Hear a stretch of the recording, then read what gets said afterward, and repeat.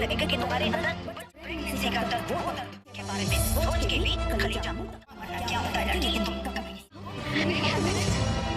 सब कुछ ये रिश्ता क्या कहलाता है कि आने वाले एपिसोड में आप लोग देखने वाले हैं कि दादी सा अबीरा को कहती है कि ये तकिया लगाने से तुम्हें क्या लगता है कि तुम्हारे पेट में बच्चा पड़ रहा है।